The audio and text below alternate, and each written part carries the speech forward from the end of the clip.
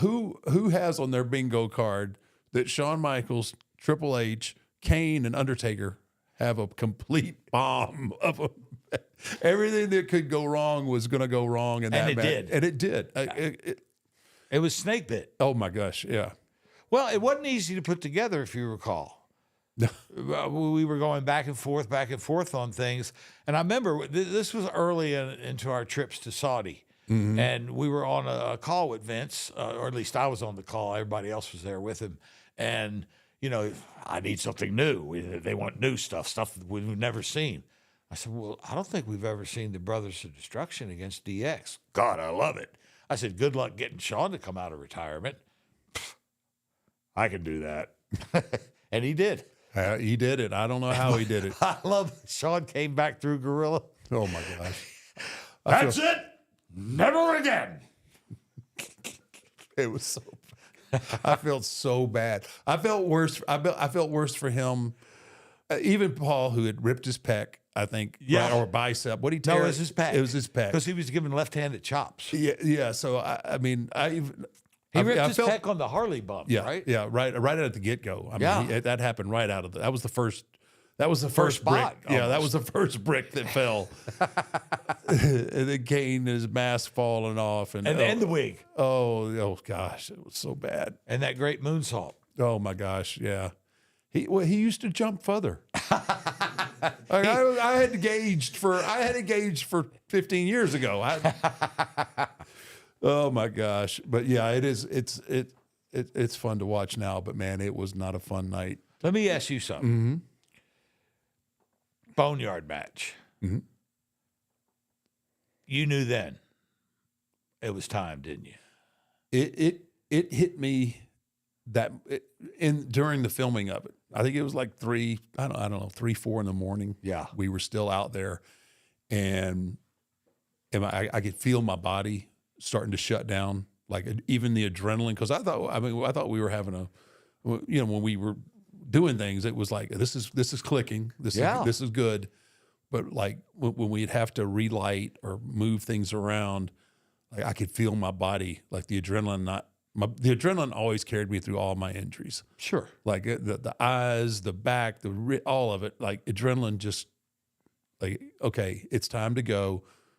Hit the adrenaline switch, and we get through it. And it was just like man, I was just like, I'm having a hard time moving. By the time we got to the end of it, and I felt bad because like AJ had a couple other things he wanted to do. And I was like, I don't know that I can physically, I mean, in my head, I'm not saying, I couldn't bring myself to say it out loud, but in my head, I'm going, I don't know that I can physically do that. And I sure I'm not going to hurt, I'm going to do something that's going to hurt him or jeopardize that. But right. Yeah, it was probably 3, 4 in the morning. And I was like, man, this is it. this is, and that was it. It turned out great.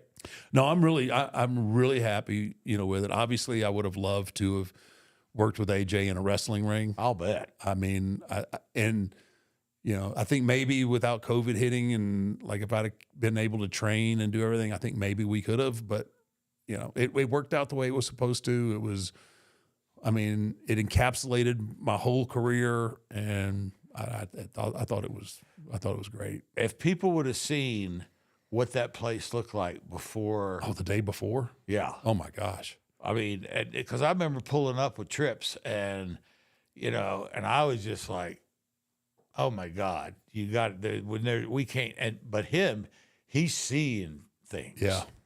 Oh, we can do this. We can put the symbol up there. I mean, his mind is amazing. Yeah, it had to have been for that one. For that one. Because what it turned into was spectacular. Yeah. In 24 hours. When I rolled up on, I was like, yeah. Are you kidding me? I mean, I'm pretty sure there's a field somewhere closer than where I'm staying, because that was like 45, 50 minutes outside of Orlando. Like, I'm sure we could have found a field closer. I mean, this is nothing. And then, man, what they turned it into. Yeah. Well, those people that lived there, they were props people for Disney, too. So they knew what they were doing. Yeah, no, man, it turned into an amazing awesome shot, man, but it was. So you got a new protege now, too, huh? Bob Roode? Yeah. Yeah, Bad Mood Bobby Roode. He is doing really well. Yeah. If you remember, the first Undertaker match in Atlanta at WrestleMania, we sat out there all day and couldn't find out what the story was. We didn't have it. Doors were open and we didn't have it. Yeah. And then all of a sudden it clicked. He can't put you away. And you end up winning, but he can't, but he stands and you can't walk out. And you remember who hated that? oh, Vince. God dang. God damn, my Undertaker walks out. Yeah. And then he got mad so then once he acquiesced to do that, then you can't get the card out of here, and it made us move gorilla and do all this stuff. I remember following him in his dressing room, and I was like, okay, what's the problem? Why are you doing this to me on WrestleMania Day? We're going to do this. It's going to be great, and it was fantastic. Right. It was chapter 3 in a 4-chapter story. But man, we had nothing. No, we had. Well, you know what? We got hung up on that Sean had to be a part of it. And he did not want Sean a part of it, if you'll remember. Because you had just retired Sean the year before. Right. And we wanted Sean to have a spot in there or something. And he was dead set against it. And you know what? He was probably right in hindsight. Yeah. Because bringing Sean back as the referee, which we didn't know at that time for the next chapter. But anyway, Trips comes back and he says to me, he says, you're our Pat Patterson. And that meant everything in the world to me. So he brings this back to me about 2-3 years ago, and he goes, so if you're my Pat Patterson, I need you to make him Michael. He's talking about Bobby. Talking about Bobby Roode. And I went, okay. All right, if that's what you want, that's what I'll do. And he's answered the call, man. One of the greatest things about Bobby is that he's never been afraid to jump in there and give his opinion and pretty much take on a leader role. Because I think all of us in some form or fashion, I know all of us need to be produced, but we all kind of look for a leader. You know what I mean? Or a guidance, Right. if you will. And Bobby has stepped right in there and taken that role. I think if there's anything that Bobby needs to continue to learn, it's that if they tell you to do something, you figure out how to do it. You don't tell them why it can't work. You figure out how it can work. And I learned that from Vince early on. Vince, I don't think that'll work because of this, this, and that. Michael, there's 1 million people out there can tell me why it wouldn't work. Tell me how it will work.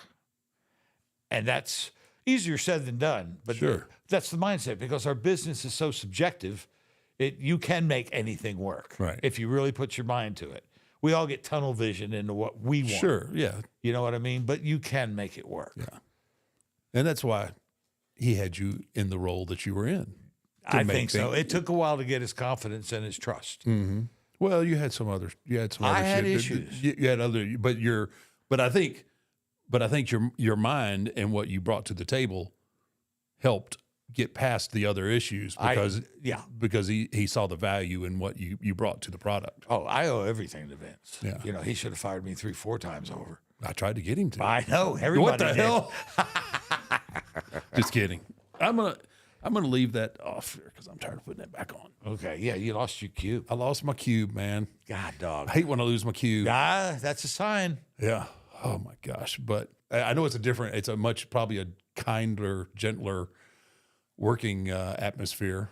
Like I said, I wouldn't have what I have today if he didn't stick with me and teach me. Most everything I've learned from him.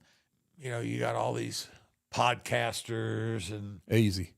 all these. Wait a minute. I don't really put myself in that group. I don't either. I don't either. But you know, everybody's got an opinion, just like an asshole. Yes. And you know, a lot of those opinions are made, and I'm talking about fans as well, just based upon your thoughts and your feelings and what you like.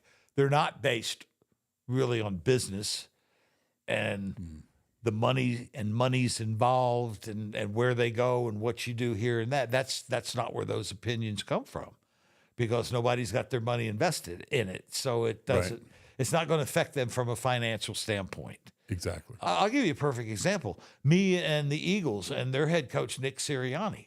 Like, every time I see him on the sideline with a look like he doesn't know what's going on, I'm like, why is this guy a head coach?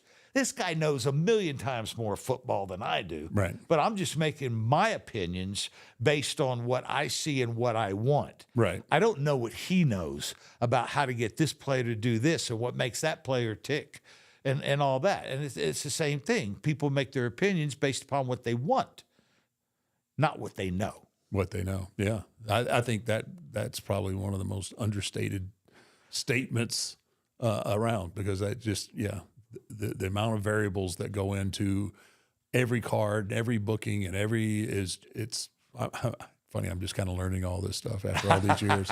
Yes, Mr. AAA. Oh, well, hey, El Jefe. According to Bruce. According to Bruce. Yeah, Bruce. that's what he calls me now, El Jefe. El Jefe. It's kind of growing on me. Okay. Yeah, you want to try it? No. No. Trying to quit.